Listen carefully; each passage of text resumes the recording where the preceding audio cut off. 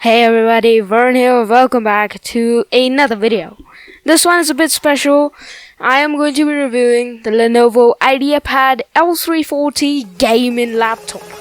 Let's get started right after the intro.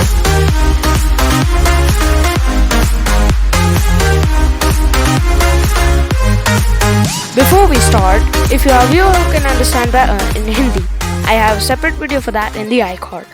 शुरू करने से पहले अगर आप हिंदी में बेहतर समझ सकते हैं तो मैंने इस लैपटॉप का वीडियो हिंदी में भी बनाया है जो आपको आई कार्ड में मिल जाएगा. Now that that's out of the way, let's get started with the unboxing of this laptop.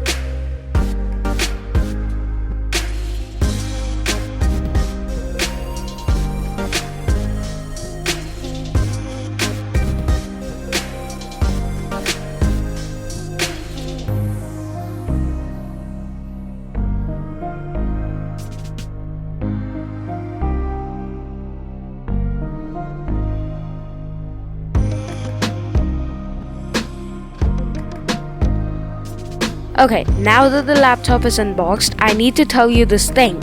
So what is it that I need to tell you?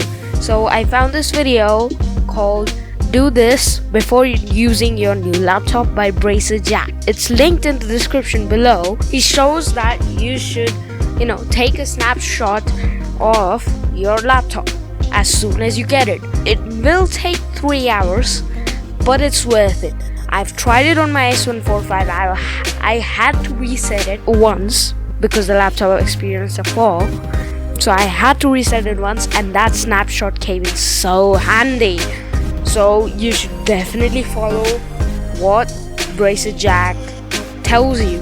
And here's the footage of me actually doing it. Design. Now, blue's not my color, but this laptop's color scheme is great.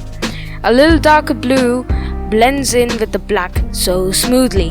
The laptop is primarily plastic, including the palm rests. Sweat and fingerprints accumulate very easily, but are easy to get off with a simple fiber cloth like this.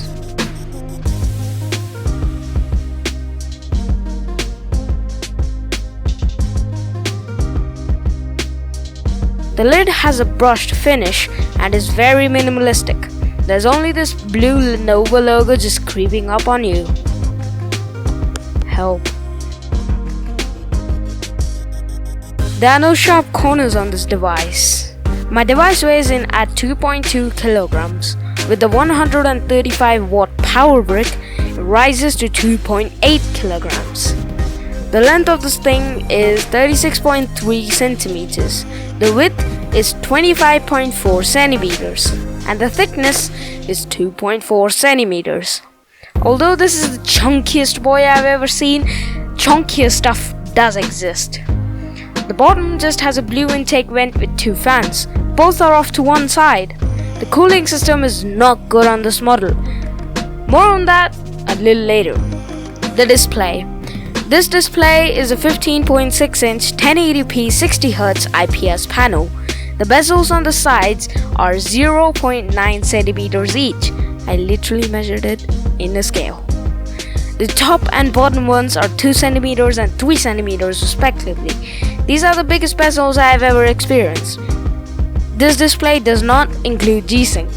I do not have the tools to measure the color gamut and the brightness of the display. But if Lenovo is anything to go by, it covers 65% sRGB and 50% of Adobe RGB. At max brightness, they measured 275 nits in the center. Backlight bleed was alright in my laptop. The screen flex was really bad considering its thickness. The hinge design is not great as it's in the center. Opening it from one side instead of the center talks the screen in a bad way, causing wear. I could almost open it with one finger. The webcam and microphone. The webcam was actually 720p this time. It has this neat privacy shutter which I feel more laptops should have. I would still recommend an external source as its video is still very grainy and pixelated. It looks a little dark, but that can be tuned in the Lenovo Vantage app. One thing that is really nice is that it can make a virtual background and zoom without a green screen. If you care about that stuff. The microphone is average, just like you would expect from a laptop at this price point. I am currently talking into the Lenovo Ideapad L340 gaming laptop's microphone and camera.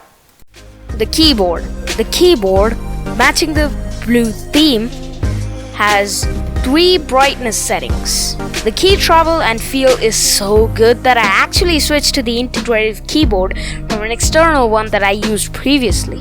I don't really like the small arrow keys, but you get used to it.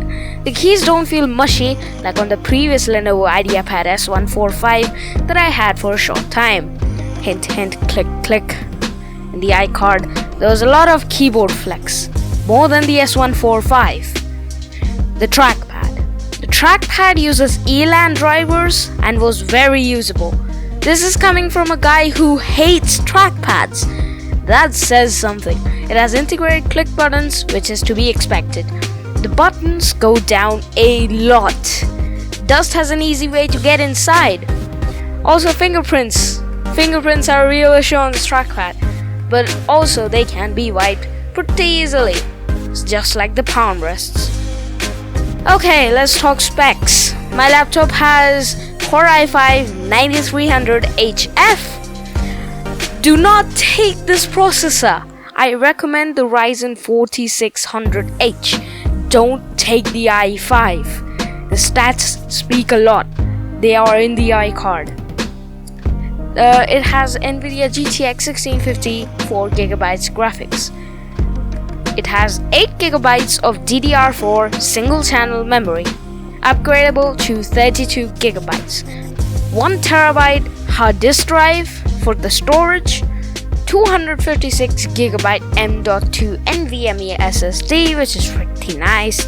It has the OS loaded on it, and it has Gigabit Ethernet RTL8168, and it has Intel networking, wireless AC 9560, and Bluetooth 5. Well, that was a lot to take in, I gotta say. Okay, the noise and bloatware.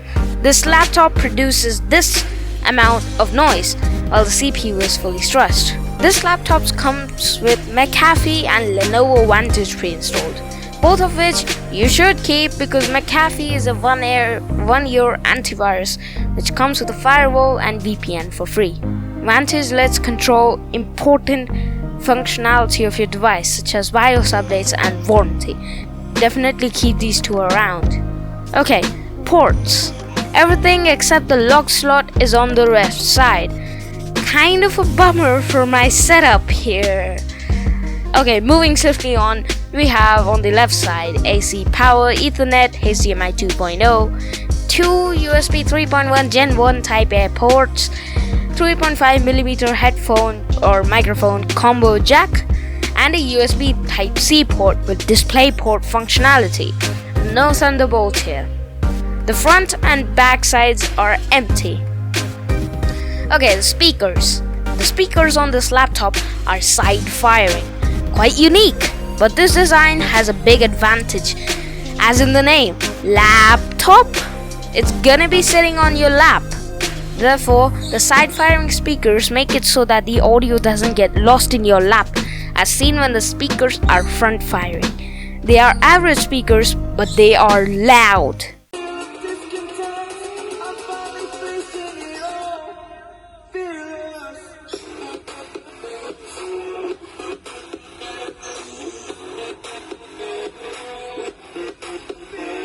The battery. The battery is a 3-cell 45 watt-hour battery, which gives around 5.5 hours of battery life in just plain YouTube consumption. While playing Watch Dogs 2, I got a battery time of 2 hours and 14 minutes using the battery optimized settings given by GeForce Experience. The battery kept pushing till 5%, after which it didn't support the game. The FPS dropped to 2 and it was unplayable. I expected it to give out around 15% as seen from other reviews of this laptop. The 135 watt adapter is really effective for this battery. No battery drain is experienced during video encoding. More on that later. So far this thing seems promising. Let's talk price. I got this thing for a mere 63,000 rupees or $850 roughly. That is a great deal for a laptop this powerful. It is the main reason that I didn't go for the Legion 5. I would have preferred the Legion, but it would have cost me over $1,000. So to open this thing, all you need to do is remove 11 Phillips head screws from the bottom.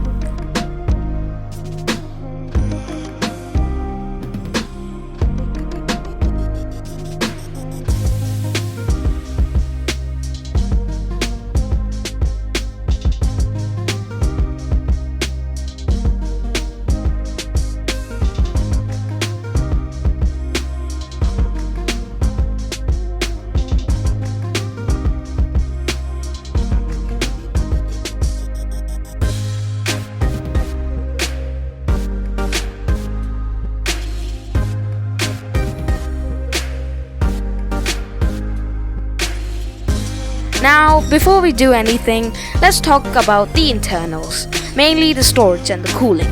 The storage. This thing includes a 1TB WD Blue 5400 RPM drive. It is very sluggish and you should upgrade it as soon as possible. It includes a slot for an M.2 SSD though, which is filled by a 256GB NVMe SSD. Real nice of you, Lenovo. Here are the boot times. Startup,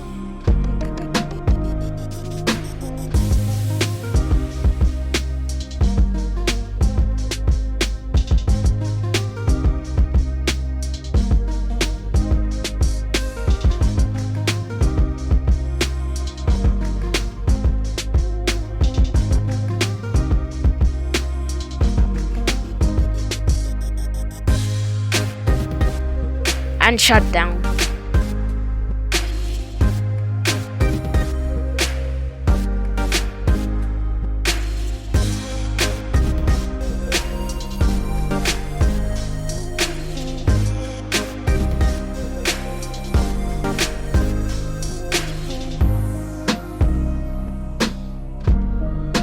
The cooling.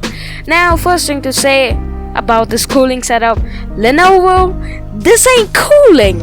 So on the bottom we have this blue intake vent, real big. You would expect one fan to be on the left and one on the right, one for the GPU and one for the CPU, and they would be of the same size.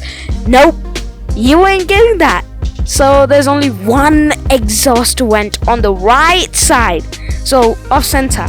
Where is it placed? Under the screen. Yep.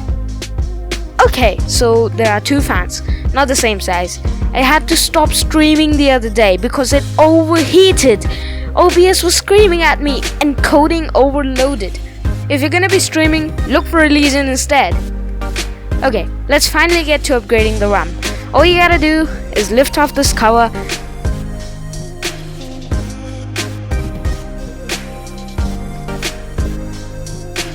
take out the existing RAM,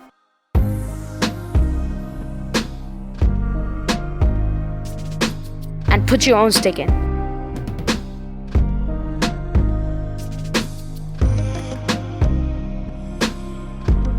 Then you put the cover back on.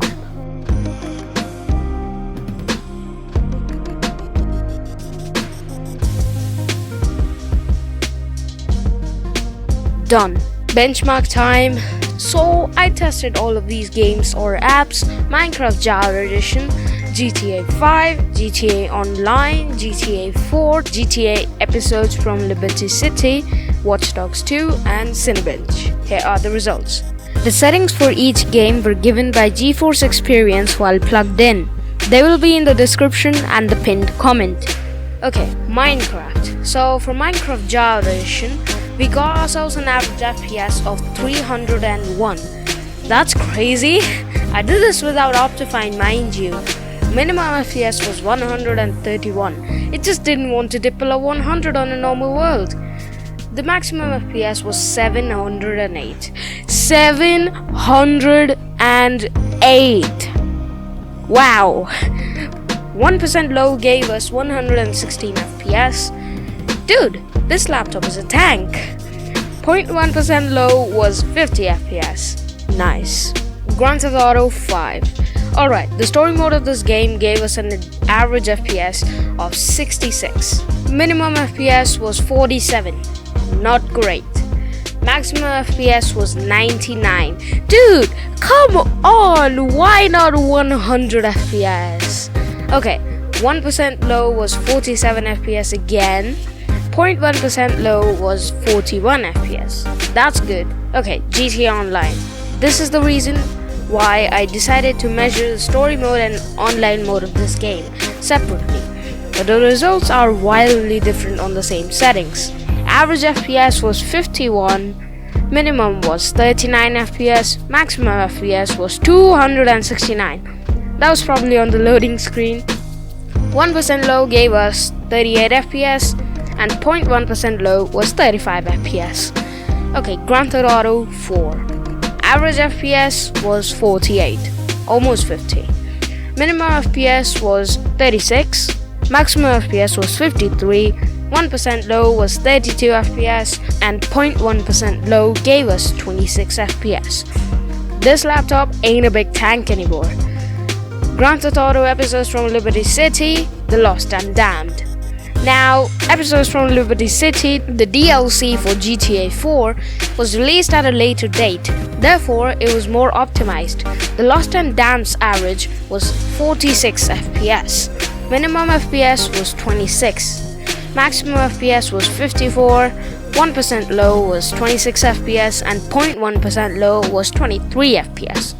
We aren't getting at least 60 FPS on these games on this machine.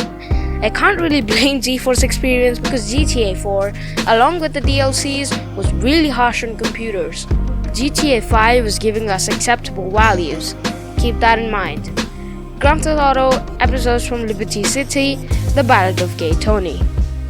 The Ballad of Gay Tony was the last of the GTA 4 DLCs to come out. Therefore, it was the most optimized of the three.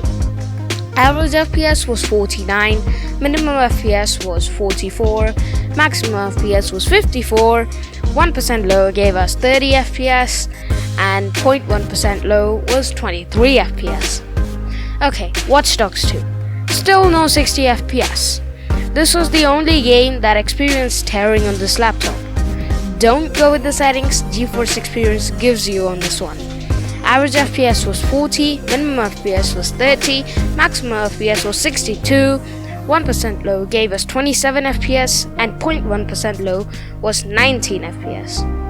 Cinebench. Okay, I am disappointed with the Cinebench results. We got 10th place with a score of 1451 points. Not that great of an upgrade from the Ideapad S145. Alright, in this chart, we can see that all of the games are combined. Now, as you can see, Minecraft runs the best on this laptop. And next up is GTA Online with the maximum FPS skyrocketing. And next up is GTA 5 Story Mode. Then it is Watch Dogs 2. Then it is GTA 4. All of them. So that concludes this review of the Lenovo Ideapad L340 gaming laptop. So thanks for watching, everybody. If you like this video, please do like the video, and if you really loved it, then make sure to subscribe. But thanks for watching, guys. This has been Varun and I'm out. I'll see you later. Goodbye.